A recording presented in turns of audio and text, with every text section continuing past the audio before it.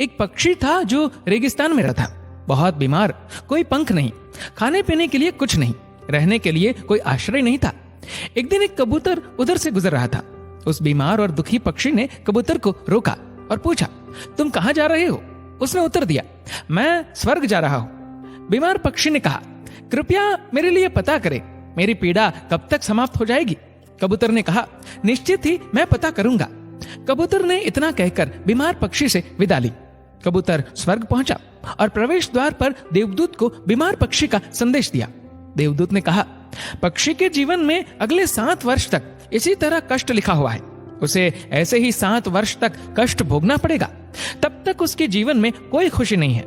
कबूतर ने कहा, जब बीमार पक्षी ये सुनेगा तो वह निराश हो जाएगा, क्या आप इसके लिए कोई उपाय बता सकते हैं? देवदूत ने उत्तर दिया, उससे कहो कि इस वाक्य को हमेशा बोलता रहे, इन सब के लिए भगवान तेरा शुक्र है। वापसी पर जब वह बीमार पक्षी कबूतर से फिर मिला तो कबूतर ने उस स्वर्गदूत का संदेश दिया। 7-8 दिनों के बाद कबूतर जब फिर उधर से गुजर रहा था, तब उसने देखा कि पक्षी बहुत खुश था, उसके शरीर पर पंख उगाए थे।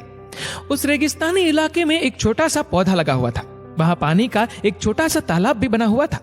चिड़िया खुश होकर चहचहा रही थी, कबूतर चकित था। देवदूत ने कहा था कि अगले 7 वर्षों तक पक्षी के लिए कोई खुशी नहीं होगी। इस सवाल को ध्यान में रखते हुए कबूतर स्वर्ग के द्वार पर देवदूत से मिलने पहुंच गया।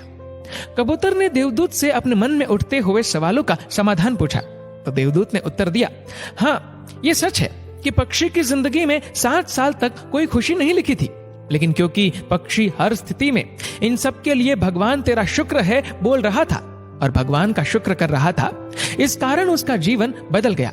जब पक्षी गर्म रेत पर गिर गया तो उसने कहा, इन सब के लिए भगवान तेरा शुक्र है। जब ये उड़ नहीं सकता था तो उसने कहा, इन सब के लिए भगवान तेरा शुक्र है। जब उसे प्यास लगी और आसपास पानी नहीं था तो उसने कहा, इन सब के लिए भगवान तेरा शुक्र है। जो भी स्थिति हो, पक्षी दोहराता रहा, इन सब के लिए भगवान तेरा शुक्र है, और इसलिए 7 साल 7 दिनों में समाप्त हो गए। जब मैंने ये कहानी सुनी तो मैंने अपने जीवन को महसूस करने, सोचने, स्वीकार करने और देखने के तरीके में एक जबरदस्त बदलाव महसूस किया। मैंने अपने जीवन में इसको अपना लिया। इन सब के लिए भगवान तेरा शुक्र है। इसने मुझे, मेरे विचारों को, मेरे जीवन में बदलाव लाने में मेरी मदद की। उदाहरण के लिए, अगर मेरा सिर दर्द करता है तो मुझे लगता है कि मेरा बाकी शरीर पूरी तरह से ठीक और स्वस्थ है, और मैं कहता हूँ, इन सब के लिए भगवान तेरा शुक्र है। और मुझे लगता है कि सिर दर्द मुझे बिल्कुल परेशान नहीं करता।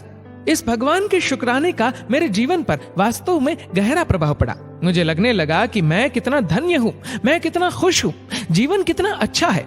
इस संदेश को साझा करने का उद्देश्य हम सभी को इस बारे में अवगत कराना है कि कितना शक्तिशाली है ये, हमारे जीवन को नया रूप दे सकता है। इसलिए आभारी रहे हर चीज के लिए, उस परम पिता परमात्मा के, और अपने दृष्टिकोण में बदलाव देखे। दोस्तों, इस वीडियो को लेकर आपकी क्या राय है नीचे कमेंट करके जरूर बताइएगा। और अगर आपको वीडियो अच्छा लगा हो तो इस वीडियो को लाइक